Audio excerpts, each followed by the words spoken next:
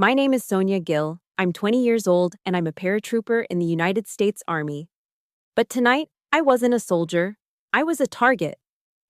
I lay crumpled at the bottom of my family's staircase in Tucson, struggling to breathe past the 2 ribs my brother Leo had just cracked with his boot. When I shakily pulled out my phone to dial 911, my father, Frank, snatched it from my hand.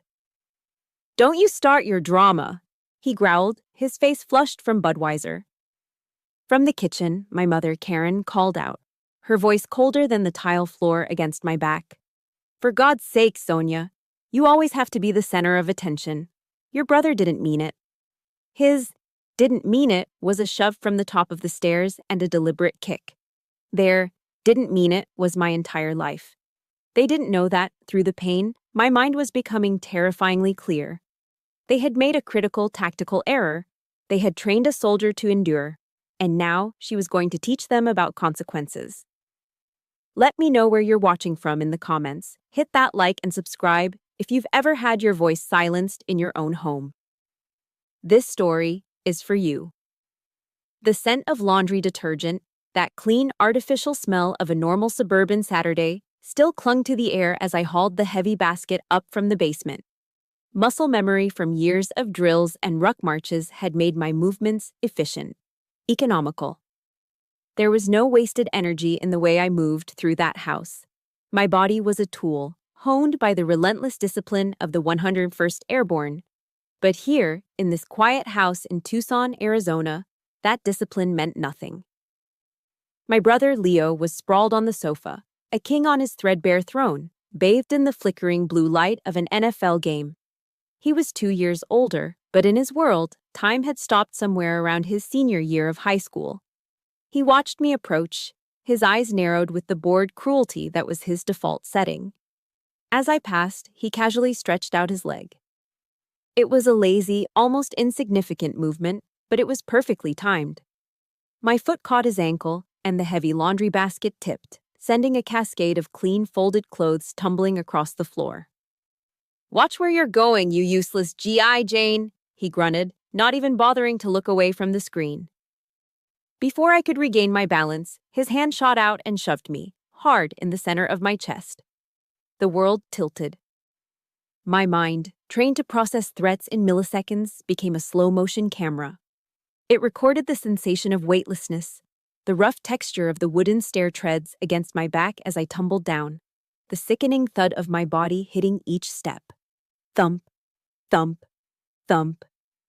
The final impact at the bottom knocked the air from my lungs in a painful gasp. Above the roaring in my ears, I heard Leo's grunt of satisfaction. "Serves you right." The pain was a white-hot flash in my side, a sharp stabbing sensation that made every breath an agony. But it was nothing compared to the shock. The push hadn't been an accident. It wasn't a clumsy mistake during a sibling squabble. It was deliberate, cold. He had wanted to hurt me. I lay there, helpless, listening to the disembodied cheers of the crowd from the television, a soundtrack to my private battlefield. The door to my father's den creaked open. Frank emerged, a half-empty bottle of Budweiser dangling from his hand. His eyes, clouded and indifferent, scanned the scene. Me, gasping on the floor, the scattered laundry, and Leo, who had already perfected a shrug of theatrical innocence. "What's all the racket?" he asked. But the question wasn't directed at me. It never was. "She tripped," Leo mumbled, his gaze still fixed on the game. My father nodded instantly. It was a familiar ritual, this blind acceptance of Leo's reality. The company he worked for, Gravora Group, had just given him the Employee of the Month award. The little plaque sat on the mantelpiece, a gleaming testament to his supposed integrity. The hypocrisy of it burned hotter than the pain in my ribs.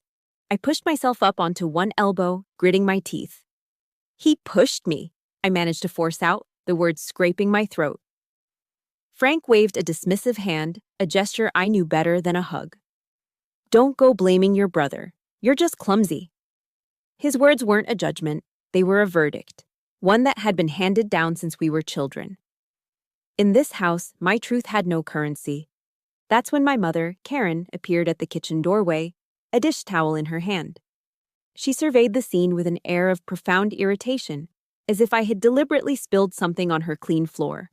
There was no flicker of concern in her eyes, no maternal instinct to rush to my side. Just annoyance. "What is it with you two?" she sighed. "Sonia, how many times have I told you not to provoke your brother?" She didn't ask if I was hurt. She didn't ask what happened. She assigned blame with the swift, unthinking efficiency of a machine. My pain was simply an inconvenience to her. My training kicked in. Assess the situation. You are injured. Seek aid. I reached for my phone, my fingers trembling as I unlocked the screen. The numbers 911 seemed to glow. But as my thumb hovered over the call button, it was my mother who gave the order. A slight nod, a tightening of her lips. It was a signal to my father. He moved, snatching the phone from my grasp. "Put that away," my mother said, her voice sharp as shattered glass. "Are you trying to make the neighbors laugh at this family? Have you no shame?" Shame. The word hung in the air. The shame she spoke of wasn't for the violence, for the son who had just assaulted his sister, or for the husband who was enabling it. The shame was for the risk of it being exposed. It was for the disruption of their carefully constructed illusion of a normal, happy American family. Lying on that cold floor, listening to the muffled sounds of the game resuming and my mother starting to methodically stack dishes in the kitchen, something inside me shifted. The searing pain in my side began to fade into the background, replaced by an icy, crystalline clarity. My drill sergeant's voice echoed in my head, a tough-as-nails woman who had broken me down and rebuilt me into a weapon. "When you are ambushed, you do not panic. You assess the threat, you identify your objective, and you formulate a plan of counterattack." The threat wasn't just Leo's fists. It was my father's silence and my mother's words. The threat was the entire system they had built, a system designed to protect the golden boy and crush anyone who challenged the narrative. My objective wasn't revenge, it was justice. And the plan? The plan began to form in my mind, precise and ruthless as a military operation. I was no longer their victim. I was an intelligence officer, and this house was now my area of operations. They had underestimated me for the last time. Later that night, locked in my childhood bedroom, the sharp throb in my ribs settled into a dull, persistent ache. Every breath was a grim reminder of the impact against the stairs. Lying in the dark, I gently pressed my fingers against the tender flesh, feeling the deep bruise forming beneath the skin. This new injury was just a postscript, another entry in a long ledger of pain. The dull ache in my ribs was just an echo of a much older sting, a phantom pain from a scar I could still trace on my left forearm. My mind drifted back 12 years. I was 8 years old, and the Arizona sun felt like a warm blanket on my shoulders.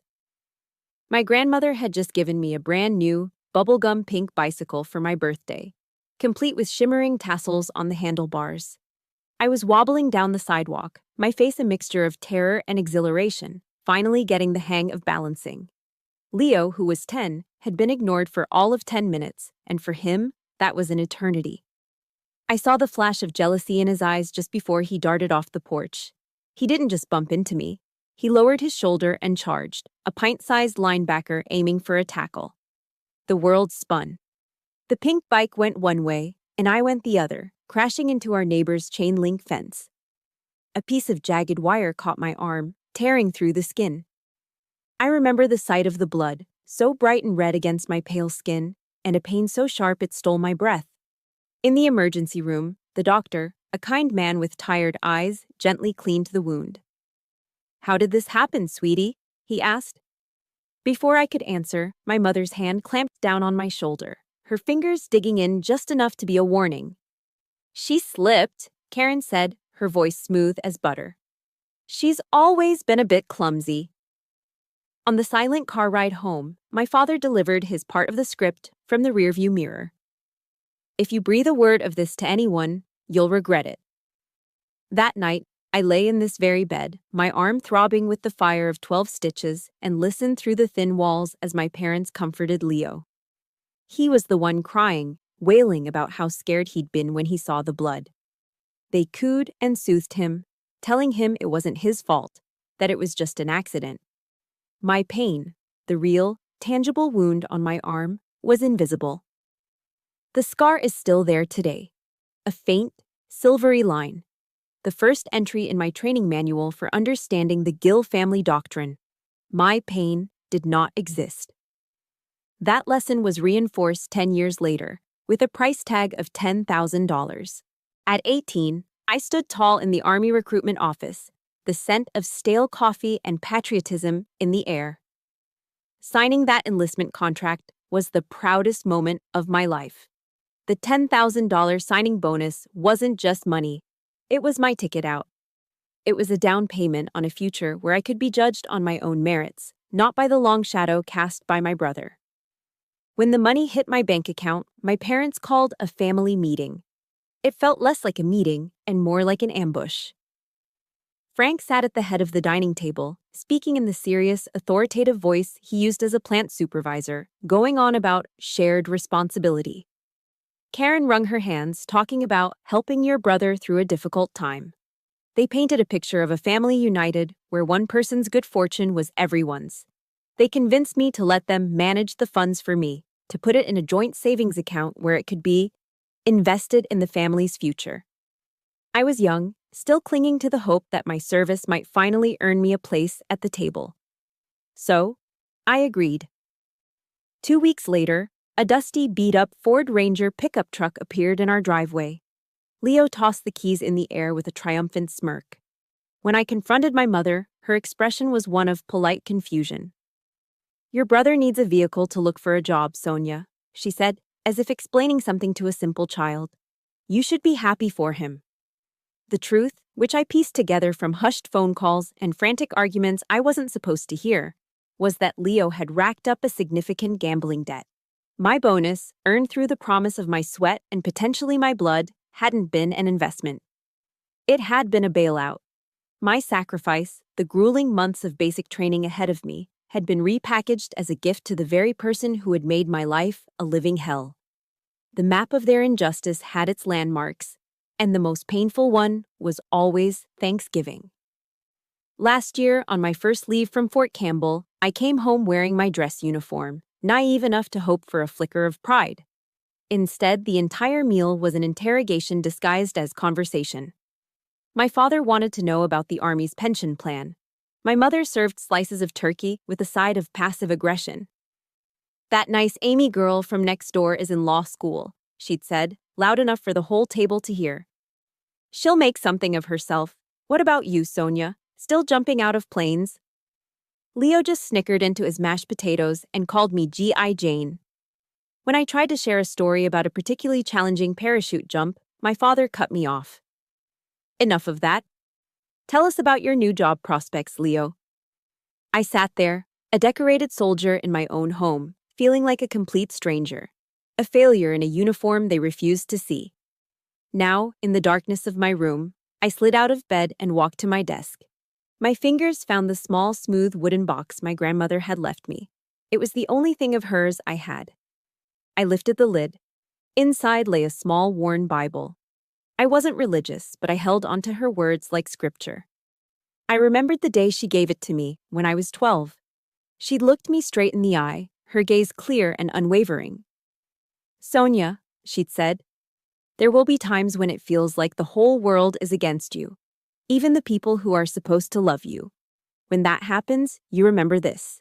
The truth is like the sun. You can hide it for a while, but it doesn't go away." Her voice was a beacon in the fog of my memory. Tonight, the clouds in the Gill house were darker than ever. But I knew where my son was. It wasn't in their approval or their acceptance. It was in the facts. It was in the medical reports, the audio files, the video evidence I was about to collect. My grandmother had told me my job was to clear the clouds. But how when you can't even get yourself to a doctor? The mission felt impossible. But for a soldier, impossible is just a starting point.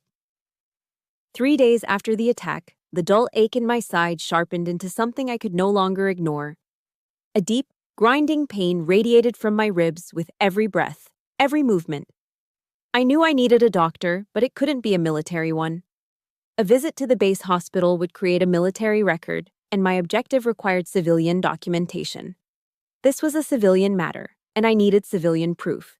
That meant a trip to a local hospital, which also meant I needed a car. I found my father in the living room, exactly where I expected him to be, sunk into his recliner, bathed in the angry glow of Fox News. I stood in the doorway, keeping a tactical distance. "I need the keys to the Focus," I said, my voice flat and even. He didn't look up from the television. "Where are you going?" "I need to pick up a few things." It was a vague but plausible answer. From his bedroom down the hall, Leo's voice dripped with scorn. "She's probably going to buy more combat boots. What a drama queen." My father grunted, a sound that could mean anything from agreement to indifference. He reached into his pocket and tossed the keys onto the coffee table. They landed with a clatter that sounded unnaturally loud in the tense silence. "Fill the tank before you bring it back," he commanded. "And don't be long. Leo needs the car to go look for a job." The lie was so casual, so effortless, it felt like a physical blow. Job hunting was their code word for Leo driving to the mall to waste time and money he didn't have. The Ford Focus, a car I had helped pay for with my own enlistment money, wasn't a family vehicle. It was a tool of control. A leash. And in that moment, they were making it perfectly clear who held it. I looked at the keys on the table, then I looked at my father's oblivious profile. I made a decision. I wouldn't play their game. I wouldn't depend on them for a single thing more. I turned and walked out of the room, leaving the keys where they lay. I chose the harder path, the city bus. My drill sergeant's voice echoed in my head, a mantra I had repeated during countless grueling marches. "Embrace the suck, Private." And that's what I did. I went online and found a hospital on the other side of town, Pima Medical Center, a place where the name Jill meant nothing. The bus stop was nearly a mile away. Under the searing 105-degree Tucson heat, the walk was a special kind of hell. The dry air burned my lungs, and every jarring step sent a fresh stab of pain through my side. Sweat soaked through my t-shirt as I watched air-conditioned cars glide past, their occupants sealed away in their own comfortable worlds. I finally reached the bus stop and sank onto the hot vinyl of the bench. The loneliness was overwhelming. The entire city was moving around me, living out their normal lives, going to work, picking up groceries, meeting friends. Meanwhile, I was on a covert mission in broad daylight, a solitary soldier fighting a war no one else could see. The bus finally arrived, hissing as it lowered itself to the curb, and I climbed aboard. The ride took over an hour, a slow rattling journey through unfamiliar neighborhoods. With each passing mile, I felt more and more like a ghost, completely detached from the world outside the grimy window. At the emergency room, I drew on my training to stay calm and focused. I wasn't a crying victim, I was a soldier giving a field report. The triage nurse listened patiently as I checked in. When I was finally led to an examination room, I waited for the doctor, my back straight, my hands folded in my lap. Dr. Williams was a middle-aged woman with a no-nonsense demeanor and kind, intelligent eyes. She listened without interruption as I stated the facts, keeping my voice steady and devoid of emotion. My brother assaulted me. My parents prevented me from calling the police. She nodded, her expression unreadable, and ordered a set of X-rays. When she returned a short time later, she held the film up to the light, her face serious. "Private Gill," she said, her voice firm but compassionate. "You have 2 fractured ribs. The contusions on your side are consistent with a direct blow, exactly as you described." I stared at her, and the dam of composure I'd so carefully constructed finally broke. Not with a flood of tears, but with a single, profound wave of relief. For the first time, someone in a position of authority had looked at me, listened to my truth, and validated it. It wasn't an overreaction. It wasn't me being dramatic. It was a crime. In that sterile white room, her words were more powerful than any painkiller she could have prescribed. She had given me back a piece of my sanity. She treated my injuries and then handed me a thick, manila envelope. "This is a copy of your full medical report, including the X-rays and my official findings," she explained. "Keep it somewhere safe." Holding that envelope felt like holding a weapon. It had weight, it had power. This wasn't just paper, it was ammunition, it was the first round in the magazine I was preparing to load. The bus ride home felt different. As the sun set over the desert, casting long shadows across the landscape, I no longer felt alone. I felt a sense of purpose. I was a soldier on a mission. My family could control the house, the car, and the narrative within those four walls. But they couldn't control the truth. And I, Private Sonia Gill, had just launched my campaign to reclaim it. When I walked through the front door, Frank was still in his chair. "Where the hell have you been all day?" he grumbled. "Just taking a walk," I replied calmly. I walked past him without another word, went up the stairs to my room, and locked the door. I hid the envelope at the bottom of my duffel bag, beneath my neatly folded uniforms. The first objective was complete. The operation had officially begun. If you've ever had to fight a battle no one else could see, if you've ever had to find strength when you felt completely alone, please support this story with a like. And in the comments, just type a single word that describes what you think Sonia is feeling right now. Let's see how many of us have felt that same way. My new life revolved around a strict, self-imposed schedule. Early mornings were spent poring over legal precedents and civil statutes at the public library, gathering intelligence. Afternoons were consumed by the long, hot journey by bus for physical therapy appointments for my healing ribs. And in between, there was a mandatory stop, a small oasis of sanity in the desert of my life. A coffee shop near the bus station called The Daily Grind. It was a small, no-frills kind of place that smelled permanently of dark roast coffee and old newspapers. The man behind the counter was named Al. He was probably in his 60s, with a full head of silver hair, a quiet demeanor, and faded Marine Corps tattoos that snaked up his weathered arms. Al rarely said much, but he saw everything. He was a master of observation. From my usual table in the corner, I noticed how he noticed things. He saw the way I always sat with my back ramrod straight, a habit ingrained from years of military discipline, even when my face was etched with fatigue. He saw the way I never complained about the blistering heat or the chronically late city bus. I had become a regular, and my routine was simple. One large iced coffee, black, to nurse for the 45 minutes until my connection arrived. One afternoon, as I slid a crumpled dollar bill across the counter, Al simply pushed it back towards me with a calloused finger. "It's on the house today," he said, his voice a low rumble. He met my surprised gaze with a look of frank, unwavering respect. "Thank you for your service." The simple words hit me with the force of a physical impact. I was so stunned, I couldn't even form a reply. I just nodded, my throat suddenly tight. In my own home, my service was a liability, a source of ridicule, a punchline. Here, in a dusty coffee shop, a complete stranger was thanking me for it. I took my coffee back to my table, and for the first time in a long time, I felt something other than pain or anger. I felt seen. Slowly, over the following days, a quiet friendship began to form in the space of short, clipped conversations. Al never asked the questions I dreaded. Questions about my family, or why a paratrooper with the 101st Airborne was relying on public transportation. His curiosity was of a different, more respectful kind. He asked about my unit, about the C-130s I jumped from. He told me a few short, spare stories about his time in Vietnam, not about combat, but about the camaraderie, the shared hardship. A silent understanding grew between us, the kind that exists between people who have worn a uniform. He recognized the discipline in me, and I recognized the quiet strength in him. We didn't need to exchange life stories. We understood the basics just by the way we carried ourselves. One day, as I stood up to leave, I winced, a sharp, involuntary gasp as my ribs protested the movement. Al saw it. Without a word, he reached into the small freezer behind the counter, wrapped a handful of ice in a clean towel, and slid it onto the counter. "Here," he said simply. "Looks like you could use this." That small gesture of practical kindness, of addressing the need without asking the intrusive question, touched something deep inside me. It was a gesture of genuine care, not of pity or morbid curiosity.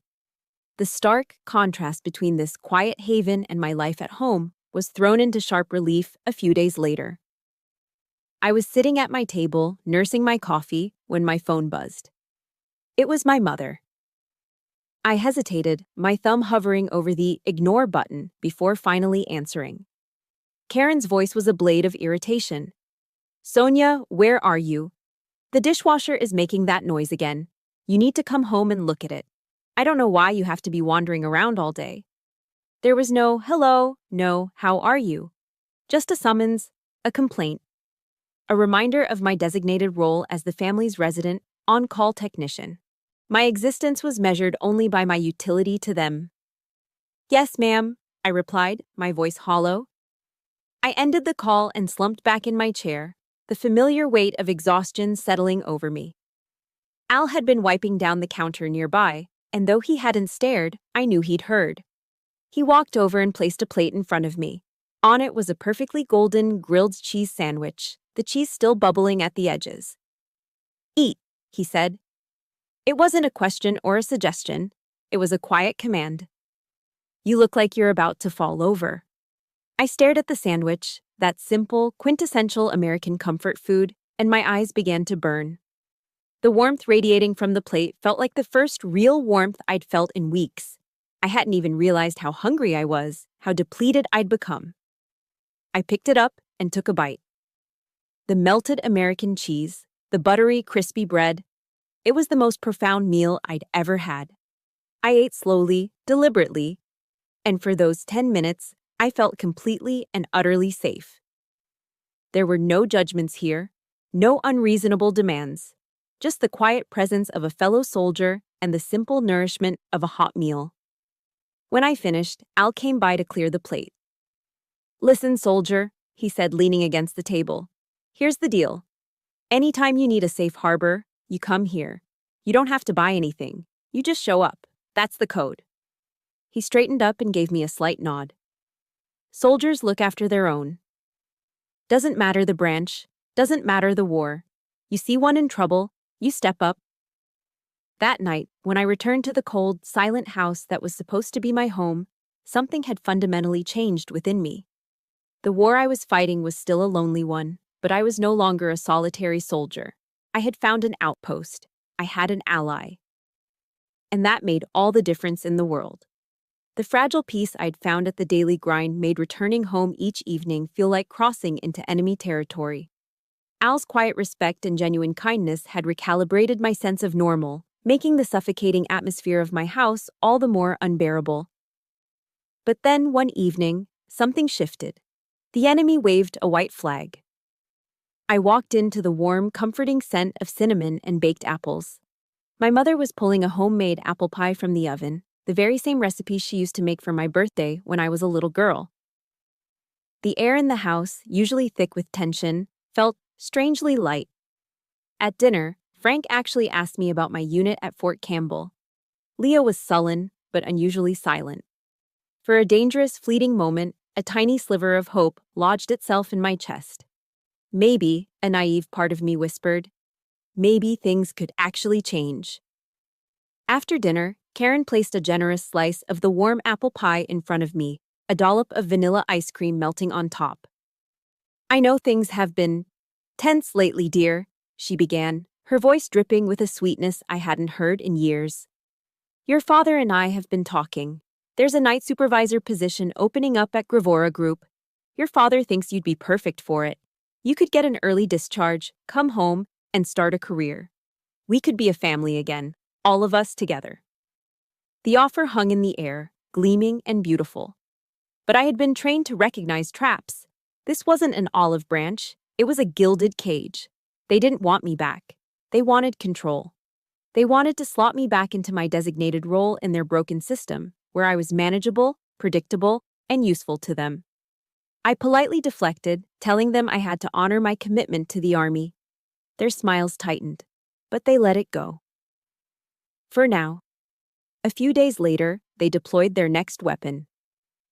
The doorbell rang, and standing on our porch was Pastor Dave from Tucson Community Church, a man my parents had known for years. I was cornered, ushered into the living room for an impromptu chat. Sonia, he began, settling into my father's recliner with an air of paternal authority. Your parents are very worried about you." He folded his hands over his stomach. The Bible teaches us to honor our father and mother. As children, it is our duty to learn to forgive, even when we feel we have been wronged. He never once asked for my side of the story. He never asked if I was okay. The entire chat was a one-way sermon, a masterclass in gaslighting disguised as spiritual counsel. He skillfully reframed years of abuse as a simple misunderstanding and placed the heavy burden of forgiveness squarely on my shoulders. I sat there on the sofa, my hands clenched into fists in my lap, a silent, volcanic anger building inside me. This wasn't a reconciliation. It was a psychological ambush. I remembered a lecture from a SEER instructor about psychological warfare. The enemy will use your own values against you. They will speak of peace when they want you to lay down your arms. That's exactly what this was. The final piece of their strategy was revealed by accident. I was in the hallway upstairs when I heard my father on the phone in his den. His voice wasn't booming or authoritative, it was pleading. "I understand, but the kid just needs a chance. Yes, I'm aware of the incident at the sports bar. No, I promise you, he's a changed man." The words hit me like a physical shock. My blood ran cold as I pieced it together. Leo. He had been rejected for a job, likely the very same supervisor position, because of his criminal record. A bar fight he'd gotten into a few months back. The entire peace offering, the apple pie, the saccharine sweet talk, the intervention from Pastor Dave, it was all a lie. It was a coordinated campaign of manipulation. The job offer for me was just their desperate plan B to get Leo a foot in the door at Gravora, probably with me working alongside him, to supervise and keep him in line. My stomach turned. They hadn't tried to build a bridge. They had tried to use me as one. That evening, I confronted my mother in the kitchen. I kept my voice calm, my delivery precise. "Why did you lie to me about the job?" Trapped, Karen dropped the sweet mother facade instantly. Her face hardened, her eyes becoming cold, sharp chips of ice. "Because that's what families do," she hissed, her voice low and venomous. "We make sacrifices for each other. Your brother needed that help, and it is your duty to provide it. After everything we've done for you, it's time you started paying us back. Don't be so selfish, Sonia." Duty. Selfish. Those two words detonated in the quiet of the kitchen. My entire life, every sacrifice I had ever made, giving up my signing bonus, enduring the taunts, serving my country, had been reframed as a simple, transactional duty. My attempts to protect myself, to draw a line in the sand, were dismissed as selfishness. The years of simmering anger, the resentment I had swallowed down and compartmentalized like neatly packed gear, finally reached its boiling point. The soldier in me, who had been patiently gathering intelligence, was done. The paratrooper who had been waiting for the green light was now ready to jump. The quiet war was about to go loud. The breaking point didn't come with a roar of anger, but with the scent of charcoal and the forced laughter of a Sunday afternoon barbecue. My father, ever the diligent custodian of our family's image, had decided to host a small get-together with the neighbors.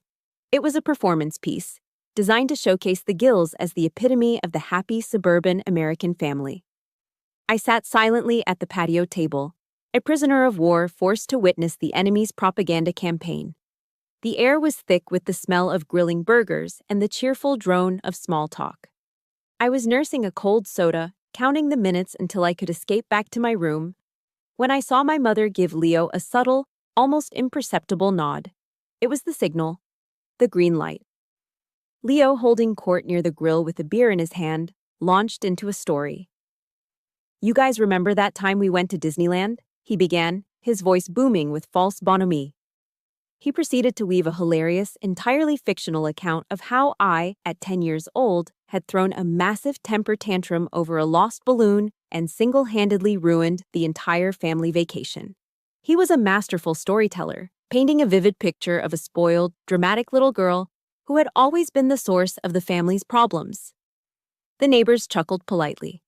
My parents smiled, indulgent and weary, as if to say, "See what we have to put up with."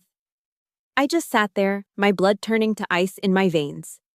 The story he was telling was a grotesque distortion of the truth. He conveniently left out the part where he had pushed me down a set of stairs near the haunted mansion, leaving me with a sprained ankle that had me hobbling for the rest of the trip. They weren't just abusing me in private anymore. They were now actively assassinating my character in public, poisoning the well, ensuring that if I ever spoke out, no one would believe me. It was a coordinated, tactical strike against my credibility. I stood up from the table. My movements were calm, deliberate. I didn't say a word. I simply turned and walked back inside the house. I heard his heavy footsteps behind me. "What's the matter, G.I. Jane?" Leo sneered, following me into the kitchen. He had that familiar, smug smile plastered on his face. "Can't take a little joke?" He blocked my path to the stairs. "You think you're so much better than us, don't you? Marching around in your little boy clothes, playing soldier." I tried to step around him, my eyes fixed on the staircase, my escape route. As I moved, his hand shot out and he slapped me across the face. The sound of it cracked through the air, sharp and ugly. The sting on my cheek was nothing compared to the kick to my ribs, but this was different. This wasn't about causing pain. This was about humiliation. It was the final, contemptuous dismissal of my humanity, the ultimate act of disrespect. But I didn't cry. I didn't flinch. I didn't even recoil. I simply stopped and looked him dead in the eye. For the first time in his life, Leo saw something in my gaze that wasn't fear or pain. It was a vast, cold, terrifying emptiness. The part of me that had once been his little sister was gone. "You just made a mistake," I said, my voice eerily calm, each word perfectly level. Just then, Frank and Karen rushed in from the patio, ready to perform their roles in the tired, old play. "Sonia, what did you do now?" my father roared, his immediate assumption, as always, that I was the aggressor. But this time, I was rewriting the script. I raised my hand, palm out, a universal signal to stop. It was a gesture of such sudden, unexpected authority that all three of them froze in their tracks. "Enough," I said. My voice wasn't loud, but it cut through the kitchen with the chilling precision of a surgeon's scalpel. "The game is over." I looked at each of them in turn, my gaze lingering for a moment on their shocked faces. "As of this second, I am no longer your daughter, and I am no longer your sister. I am a stranger living in this house. You will operate under new rules of engagement. Rule 1, do not speak to me. Rule 2, do not look at me. Rule 3, do not touch me." I took a step closer, my voice dropping to a low, intense whisper. "If any of you violate this boundary, I promise you, you will face the full and undivided force of the United States legal system. Do you understand me?" A profound silence filled the room. They stared at me, mouths slightly agape, not at the threat, but at the transformation. The weak, compliant girl they had spent a lifetime molding was gone. In her place stood a soldier. I didn't wait for an answer. I turned my back on them, walked up the stairs with measured steps, and locked my bedroom door. There were no tears. There was no trembling. The time for emotion was over. I remembered a quote from General Patton. "Accept the challenges so that you can feel the exhilaration of victory." This was my challenge, and I was ready for my victory. I sat at my desk and opened my laptop. The screen cast a cool blue light on my determined face as I navigated to Amazon.com. My fingers flew across the keyboard. 3 miniature security cameras. Add to cart. 1 voice-activated audio recorder. Add to cart. 1 high-capacity external hard drive. Add to cart. Operation Overwatch was officially a go. The enemy combatants had been identified. The area of operations had been established. It was time to gather intelligence. This was the moment Sonia decided to fight back. If you are cheering for her right now, hit that like button to show your support. And in the comments, type the words, "Game on," if you are ready to see what happens next. Your support means the world to everyone who has ever had to draw a line in the sand. The Amazon package arrived not at our front door, but at a secure Amazon locker near Al's coffee shop. My new routine now included a quick stop to retrieve my supplies. Inside the plain brown box was the arsenal for my silent war. 3 cameras, no bigger than sugar cubes. A recording device disguised as an ink pen, and a terabyte of encrypted storage. That night, long after the house fell into a restless silence, Operation Overwatch commenced. I moved through the darkness of my own home like an infiltrator, every footstep silent, every movement precise. The muscle memory of night operations in training served me well. I was a ghost, mapping out sightlines and dead zones. The first camera, cleverly designed to look like a USB phone charger, went into an outlet in the kitchen. Its lens had a perfect wide-angle view of the stove and the main counter, the primary conflict zones. The second, a tiny pinhole camera, was tucked into the dense leaves of a fake fiddle-leaf fig tree in the living room, its gaze fixed on the base of the stairs and the front door. The final piece of equipment, the recorder pen, went into my pocket. It would be my constant companion. Back in my room, I networked the devices to a secure, password-protected cloud server. I encrypted the files. This house was no longer their sanctuary. It was my area of operations. As I watched the grainy, black-and-white feeds appear on my laptop screen, I thought of the movie Zero Dark 30. I wasn't hunting a terrorist, but I felt a strange kinship with the main character, Maya. Her obsessive, relentless pursuit of a target based on painstaking intelligence gathering. My family thought this was a domestic dispute. They had no idea they were now under surveillance. For 2 weeks, an uneasy truce settled over the house. I adhered strictly to my own rules of engagement, moving through the shared spaces like a phantom. My silence, my refusal to engage, infuriated them more than any argument ever could. They were itching for a fight, and I knew I needed to give them one. I needed a catalyst. The opportunity came when I overheard Leo on the phone, complaining about another failed job interview. His rage was a coiled snake, looking for something to strike. I chose that moment to go downstairs and make myself a sandwich. I moved with a calm deliberateness, opening and closing the refrigerator, taking out bread, knowing his eyes were on me. As predicted, he stormed into the kitchen. "Must be nice," he spat, "doing nothing all day while the rest of us are trying to make something of ourselves." I didn't look at him. I kept my voice cool, almost bored, a calculated provocation. "Your career isn't my responsibility, Leo." That was all it took. His rage exploded. He lunged forward, grabbed my hand, and slammed it down flat onto the hot electric stove burner, which he'd just been using to heat a can of soup. A searing, white-hot pain shot up my arm. I bit down a scream, yanking my hand back as the smell of burnt flesh filled the air. Frank and Karen rushed in, drawn by the commotion. "What's going on?" Frank demanded. "She burned herself for attention," Leo shouted, his face a mask of righteous indignation. My mother rushed to his side, not mine. "Oh, Leo, don't upset yourself." Through the agony, a cold sense of triumph washed over me. I looked past them, towards the faint red light of the USB charger plugged into the wall. Every word, every action had been captured. Perfect, undeniable proof. The incident made me realize the camera in the living room had a blind spot. I needed a better angle. I decided to move it, hiding it inside a hollowed-out book on the main bookshelf. The next afternoon, while everyone was out, I set to work. As I was carefully threading the thin power cord behind the shelves, I heard the jingle of keys at the front door. My heart hammered against my ribs. Karen was home early. There was no time to run. Acting on pure instinct, I shoved the camera and wires into the book, slapped it back on the shelf, and dove behind the large, overstuffed sofa. I lay flat on the floor, holding my breath, my face pressed into the dusty carpet. I heard her footsteps enter the room, just a few feet from where I was hiding. I could hear her sigh with annoyance.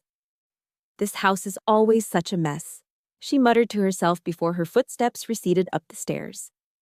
I stayed there for 5 long minutes, my pulse roaring in my ears before creeping back to my room. The mission was more dangerous than I had anticipated. The final, definitive piece of evidence came, as it so often does, from something utterly trivial. Leo opened the refrigerator, looking for his carton of oat milk. It was empty. "That bitch drank all my milk," he roared, the fury in his voice completely disproportionate to the offense. His rage escalated with terrifying speed. He stormed down to the basement and returned a moment later brandishing an aluminum baseball bat. I'm going to smash your empty skull in, he screamed, his eyes wild. He stalked towards me where I stood in the kitchen doorway. This time, I didn't move. I didn't flinch. My heart was pounding, but my face was a mask of calm neutrality. I was the canary in the coal mine, and the camera was my witness. He swung the bat not at me, but at the wall right next to my head. The impact was deafening. Drywall dust exploded into the air. Frank and Karen ran in. My father's eyes went straight to the gaping hole in the wall. "What the hell did you do?" he yelled at Leo, his only concern being the property damage. My mother, true to form, rushed to comfort the aggressor. "It's okay, baby. Calm down," she cooed to my 22-year-old brother. My voice was cold and steady. He just attacked me with a weapon. My father turned to me then, his face a thundercloud of denial. He looked me straight in the eye and delivered the lie that would seal their fate. "I don't see a bat."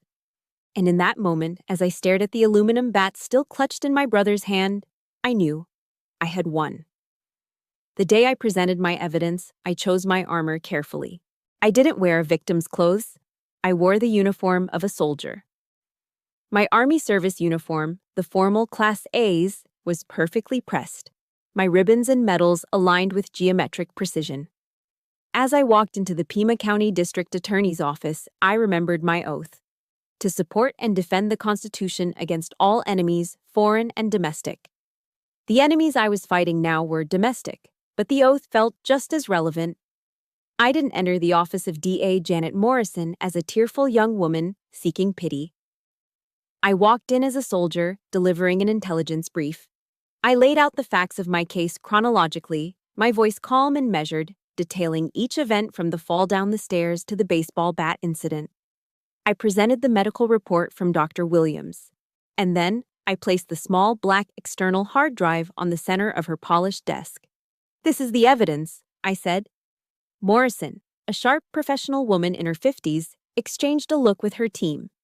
They gathered around a monitor, and I watched as they played the first file, the kitchen camera feed of Leo shoving my hand onto the hot stove. A stunned silence fell over the room. I could see the shift in their expressions, from professional detachment to visible horror. Morrison looked up from the screen, not at me, but to me. The pity was gone, replaced by something else: sheer, unadulterated respect. "Private Gill," she said, her voice filled with a new intensity. "You're not just a victim, you're an outstanding investigator." I had already moved out by the day the warrants were served. I was staying in a small anonymous motel across town. The first call came from my mother. Her voice was a hysterical shriek on the other end of the line. "Sonia, what have you done? The police are here. They're taking your brother. You're destroying this family." I held the phone away from my ear, my own voice as cold and hard as steel. "No, ma'am," I replied. "I'm just bringing the truth into the light." And then I hung up. In the weeks leading up to the trial, their lawyer tried to cut a deal, a plea bargain. They offered a formal apology and a monetary settlement if I agreed to drop the charges.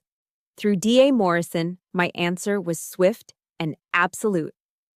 My mission is not yet complete. Their panic was palpable. For the first time in their lives, the puppet had cut her own strings, and they had no idea what to do. The courtroom was a sterile, intimidating space, but I felt strangely calm. Their defense attorney, a slick man with an expensive suit, tried to paint me as a jealous, overly dramatic younger sister. He leaned forward on the witness stand, his voice dripping with condescension.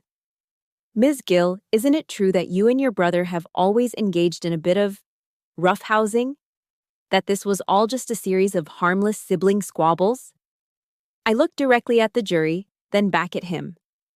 "No, sir," I said, my voice clear and ringing through the silent courtroom. "They were assaults." And then DA Morrison began to play the videos. The first clip showed Leo slamming my hand onto the stove. A collective gasp rippled through the courtroom. I saw Leo's smug, confident expression melt into a pasty, white mask of shock. He sank lower in his chair, refusing to look at the screen.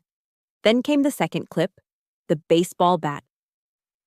The jury watched in horrified silence as Leo screamed, "I'm going to smash your empty skull in." They saw him swing the aluminum bat, the explosion of drywall next to my head. They saw Frank and Karen rush in, and then they heard my father's voice, clear as day, delivering the lie that would condemn them all. I don't see a bat. I watched the jury. I saw a middle-aged woman shake her head in disgust. I saw a man who looked like a retired construction worker clench his jaw, his eyes fixed on my father with undisguised contempt. In that moment, the fortress of lies my family had spent a lifetime building crumbled into dust before a jury of their peers. The final blow, however, came from an unexpected direction. D.A. Morrison called her final witness, Al, from the Daily Grind. He walked to the stand with the quiet dignity of an old Marine, his back straight, his jaw set. He spoke in a low, steady voice, telling the court about the young soldier who came into his shop every day, who always sat up straight despite the exhaustion on her face, who never once complained. He described seeing me come in with fresh bruises, the way I would wince in pain when I thought no one was looking. The defense attorney tried to discredit him. "Sir, you're not a doctor. You have no idea how she got those bruises." Al looked at the attorney, then at the jury. "In the Marine Corps, we have a saying," he said, his voice resonating with authority. "Actions speak louder than words. I can't tell you what happened in that house. I can only tell you what I saw. I saw a soldier in distress, fighting a war all by herself." The jury was out for less than an hour. When they filed back in, their faces were grim, resolved. I held my breath as the foreman handed the verdict to the bailiff. "On the charge of felony assault against Leo Gill, we the jury find the defendant." A pause. "Guilty." "On the charges of obstruction of justice against Frank Gill and Karen Gill, we the jury find the defendants." "Guilty." The word guilty race, repeated 3 times, was like a series of controlled detonations, bringing the final wall of their world crashing down. I watched, dispassionately, as their faces registered shock, disbelief, and finally, panic. As the bailiffs moved in with handcuffs, Leo's head snapped up. He looked across the courtroom, his eyes finally finding mine. The arrogance, the cruelty, the years of smug superiority were gone. In their place was something I had never seen before: fear. He finally understood. He hadn't been fighting with his clumsy little sister. He had picked a fight with a paratrooper from the 101st Airborne, and he had lost. After the verdict, the house felt cavernous. The silence that fell wasn't the tense, watchful silence of before. It was the vast, empty silence of a crater after an explosion. The adrenaline of the fight, the sharp focus of the mission, had all evaporated, leaving behind a profound and bone-deep exhaustion. The exhilarating feeling of victory was gone, replaced by something heavier, more complicated. I spent the next few days walking through the rooms of my childhood home like a tourist in a foreign country. Everything was exactly as it had been, yet nothing was the same. There was Frank's worn leather recliner, still molded to the shape of his body. There was Karen's collection of porcelain plates, hanging pristinely on the dining room wall. There was Leo's dusty high school football trophy on the mantelpiece. They were no longer just household objects. They were artifacts in a museum to a life that was now officially over. I had won the war, but the battlefield was my own past. And the price of victory was everything I'd ever known as family. One evening, I sat on the back steps, watching the Arizona sky bleed from fiery orange to deep indigo. The desert air cooled around me. And for the first time since that night at the bottom of the stairs, I allowed myself to cry. It wasn't a loud, hysterical cry, but a quiet, steady stream of tears for the family I'd wished for the little girl who had tried so hard to be good enough, and for the simple, painful truth that sometimes the only way to save yourself is to let go of everything. A few days later, while sorting through a pile of junk mail, I found a handwritten letter. The return address was in Oregon. It was from my Aunt Carol, my mother's younger sister, whom I hadn't seen since I was a child. My hands trembled slightly as I opened it. Her cursive was neat, her words chosen carefully. She wrote that she had read about the trial in the news online, and then she apologized. "I always knew something was wrong, Sonia," she wrote. "I saw the way Frank controlled everything, the way your mother worshipped the ground Leo walked on. I saw bruises on you as a little girl that didn't make sense. But I was a coward. I was afraid of your father, and I kept my mouth shut. Please forgive my silence. What you did took a kind of courage I never had. You didn't just do it for you did it for everyone who was too afraid to speak up. I am so incredibly proud of you. The letter was both a comfort and a knife to the heart. It was a validation from someone who had been there, a confirmation that I wasn't crazy, that the toxicity was real. But it was also a tragic testament to the destructive power of silence. Her pride in me felt good, but it was bittersweet, a sad reminder of how long the truth had been buried. Before my flight back to Fort Campbell, I knew there was one last thing I had to do. I drove to the Pima County Jail. I didn't see them together. I saw them one by one, through the thick smeared glass of the visitation booth. Frank went first. He wouldn't look me in the eye. He just stared at the wall behind me, muttering about how I'd ruined his reputation at work, how I had destroyed everything he had built. He spoke only of himself. There was no remorse, no acknowledgement of the truth. Karen was next. She cried, of course. The tears were her weapon of choice, and she wielded them with expert precision. She spoke of forgiveness, of how family is supposed to stick together, no matter what.